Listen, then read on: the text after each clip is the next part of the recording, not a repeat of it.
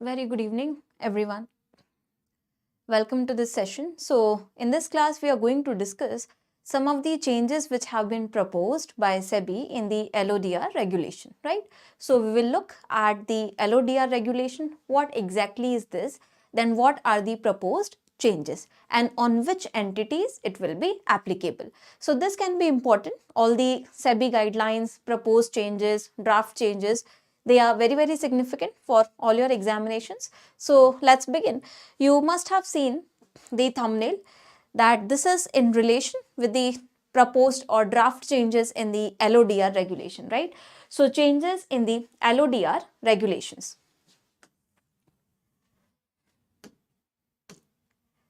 First of all, what is this LODR? You must have heard and read this thing lot number of times. LODR basically stands for listing obligations and disclosure requirements. Okay, listing obligations and disclosure requirements. So the full form of LODR is listing obligations and disclosure requirement. What is it? It is basically set of certain regulations. What kind of regulations?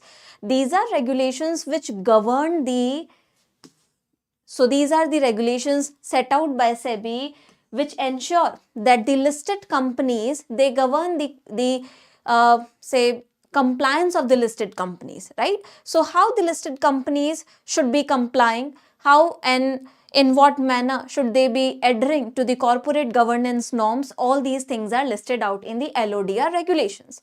Okay, so this is a set of regulation led out by SEBI to ensure that the listed companies, they adhere to comprehensive corporate governance norms basically. So all these things are set out clearly which ensures corporate governance. Corporate governance, I hope you all know, corporate governance means how the company structure is going to be there, how the company is going to be governed, right?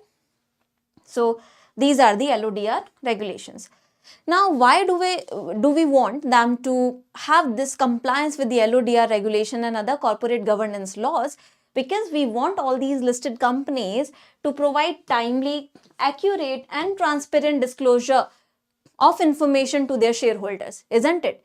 So transparent and accurate and timely disclosure of information should be there. This is the primary purpose.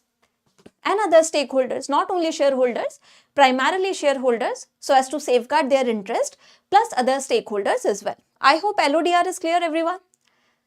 Yes or no?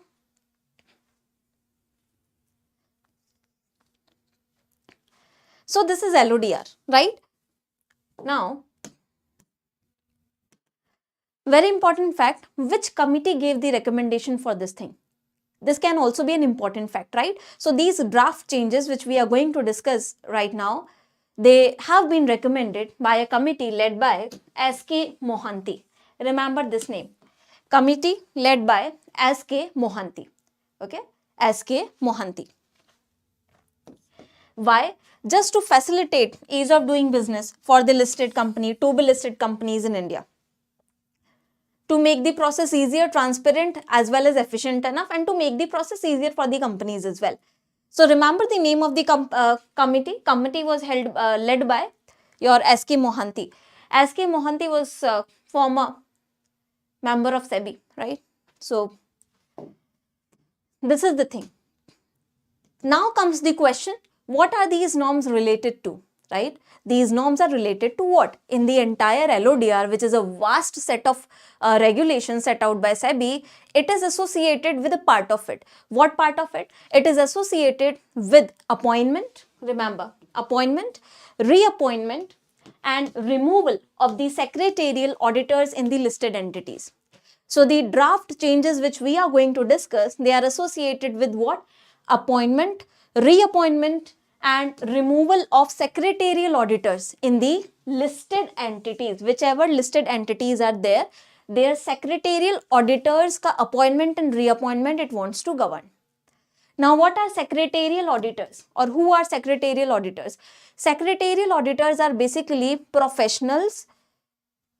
First of all, what is the work of secretarial auditor? It ensures, or a secretarial auditor checks whether the company or entity is complying with the governance norms or not. So it checks on the compliance portion of the company. Are you getting my point, everyone? So you can see here as well, a secretarial auditor is a qualified professional, typically a company secretary, right, who conducts a secretarial audit. What is the purpose of the secretarial audit? Verifying a company's compliance, as I told you. Verifying whether a company and entity is complying with the set out laws, rules and regulations or not. Okay, associated corporate governance laws, whichever are there. So this is the work of secretarial auditor. Now the norms which are proposed to be changed, they are associated with appointment, reappointment and removal of these secretarial auditors. I hope it is clear, right? So let's discuss one by one. What are the changes? What are the proposed norms or proposed changes? First is regarding secretarial audit, as we have discussed this thing, right? Regarding secretarial audit. Now, first proposed change is only a peer-reviewed company secretary, only a peer-reviewed company secretary or a firm of company secretaries who are in practice, they can undertake secretarial audit of a listed entity and its material unlisted subsidiaries incorporated in India. So first change proposed says that only peer-reviewed company secretary can conduct these secretarial audits for the listed entities, first thing, or firm of company secretaries in practice, okay, they can undertake the secretarial audit of these entities incorporated in India. I hope first thing is clear, everyone. Can anyone let me know, yes or no?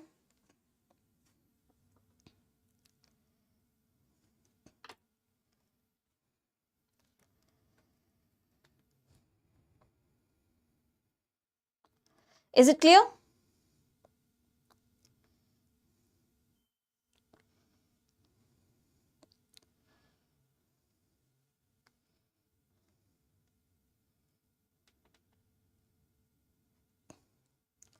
Okay, so this is first thing. Now you have to understand these components. Who is a peer-reviewed company secretary? So peer-reviewed company secretary basically is a company secretary in practice who is either practicing individually or is a sole proprietor or is a partner who has a certificate of peer review issued by Institute of Company Secretaries in India. So peer reviewed company secretary is a company secretary in practice having that certificate issued by Institute of Company Secretaries of India, right? So remember, certification has to come from the Institute of Company Secretaries of India. So that's how SEBI has said only such peer-reviewed company secretaries or firm will be able to do this secretarial audit for the listed companies incorporated in India. First thing. Second thing, this is for the listed entities, right? What about their subsidiaries? So this applies on the listed entities as well as their material unlisted subsidiaries. So what is this material unlisted subsidiaries? How do we define a company as a material subsidiary of a company, right? How do we say that an entity is a material subsidiary? See, the conceptual understanding is this, that a material subsidiary has to be so big enough that it has significant say or impact on the parent company. First thing, the conceptual thing is clear, right? Then if we go in the technicalities as set out by the SEBI, so material subsidiary, such material subsidiary on which it is applicable apart from the listed entities as well. So material subsidiary shall mean a subsidiary whose income or net worth exceeds 10% of the consolidated income or net worth respectively of the listed entity and its subsidiaries.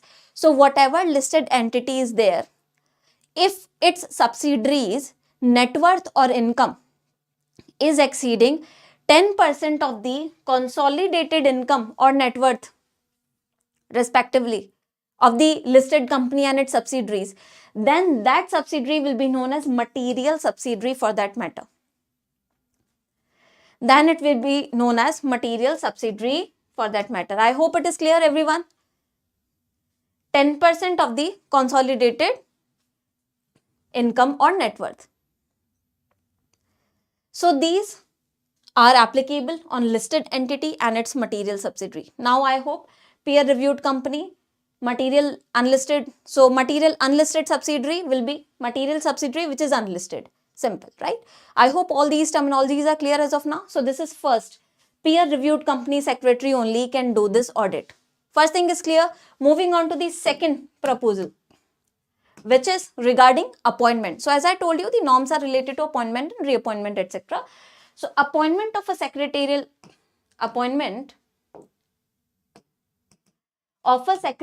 auditor, it must now be approved by shareholders at the annual general meeting.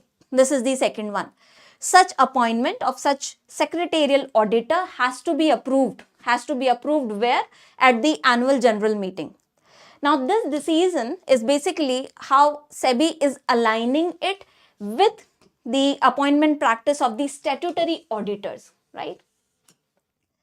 So this is in line with that of the statutory auditors.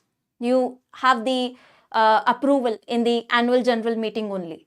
So it is making it in par with that of the statutory auditors. Okay. Remember, in the annual general meeting, it has to be approved. Now, what is this statutory auditing? So secretarial auditors, they generally check about the compliance function, whether you're complying with the laws and set of regulations or not. Is statutory audit mein they try and check the accuracy of your financial records. I hope it is clear, right? In a statutory audit, they check the accuracy of your financial records of the company, right? So this is appointment of secretarial audit in line with that of the statutory auditors, that it has to be approved by shareholders in the annual general meeting. This is the second one. I hope it is clear, right? Moving on to the third one. Third one provides for a cooling off period between reappointment, right? So appointment we have seen. What is the change in the reappointment? It provides a cooling off period, a break basically. Cooling off period of 5 years. Remember, how many? 5 years. Remember this thing. It has been prescribed for the reappointment of an individual as a secretarial auditor. So if an individual wants to be reappointed as a secretarial auditor, between such two appointments, there should be a cooling off period or a break of 5 years at least. This is the thing, right? 5 years cooling off period for reappointment of such secretarial auditor. And for reappointment of a secretarial audit firm as well, 5 years has been prescribed after 2 consecutive terms. So if there is a secretarial audit firm wants a reappointment after 2 consecutive terms of serving, then after 2 consecutive terms, you will also need this 5 year of cooling period if you want to serve more. I hope it is clear. So 5 years for both an individual and the firm, cooling off period, 5 years. Remember. Next thing, SEBI has also specified that an individual may be appointed for a term of 5 years and a firm may be appointed for a maximum of 2 terms of 5 years each, subject to approval of shareholders in the general meeting. So SEBI has also clearly specified that an individual for such secretarial audit may be appointed for a term of 5 years, right? What about the firms? Firms can be appointed maximum for 2 consecutive years, maximum of 5 years each, right? Maximum of 2 terms of 5 years each. And that would be subject to approval from the shareholders in the annual general meeting as has been specified. Remember. So for firms, it is maximum of 2 terms, 5 years each. For individuals, it is 5 years.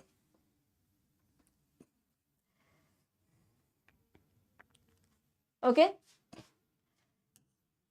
And for reappointment, there should be a cooling off period of 5 years. I hope it is clear. So these were top 3 proposals as have been set out, right? These are the top changes proposed. I hope it is clear to all of you. Now, on which entities they will be applicable. So which are the entities and what is the criteria on the basis of which it will be decided whether it will be applicable or not. So applicability के लिए you have listed companies. All the listed companies, it is mandatory for all of them.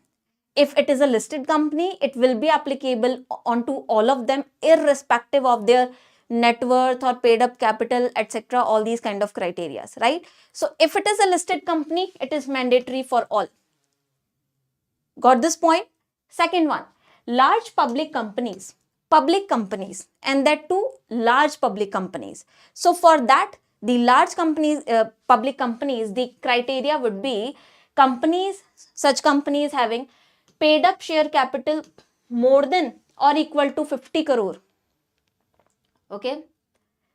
Paid up share capital more than or equal to 50 crore rupees or turnover more than or equal to 250 crore rupees. Then it will be applicable for large public companies. Okay. Remember, paid up share capital of more than 50 crore rupees or turnover of more than or equal to 250 crore rupees. What about the private companies? Significant private companies will be taken up. How do we decide the significant ones? So for the private companies, paid up share capital of more than or equal to 50 crore or turnover of more than or equal to 250 crore. Again, same criteria. Okay. Same criteria will be there for the private companies as well. Then high debt companies, such companies which have huge debt obligation. For them, it is also applicable. The criteria would be outstanding loan or borrowing of more than or equal to 100 crore rupees, right? From banks or public financial institutions. If such company has a debt obligation of 100 crore rupees, more than 100 crore rupees or equal to 100 crore rupees, then also coming from banks or any other public financial institution, does not matter, then you also have to adopt these changes. So these are the entities on which these draft proposals will be applicable onto. I hope it is clear, right? We have seen what is the LODR? We have seen the related committee, the SK Mohanty committee. We have seen that the norms are related to reappointment, appointment, cooling off period, right? All these things. Approval in the AGM. And the eligible entities on which it will be applicable. Listed companies all. Large public companies, 50 to 250 crore turnover. Then this is again applicable. High debt companies, debt obligation of equal to or more than 100 crore rupees. So these are the proposed changes in the draft proposal by SEBI in LODR regulation. Please revise them and I hope all of it is clear. If you have any doubt, you can ask me in the class. Otherwise, I'll end this session here. If you have any doubt, you can ask me regarding this class, this discussion.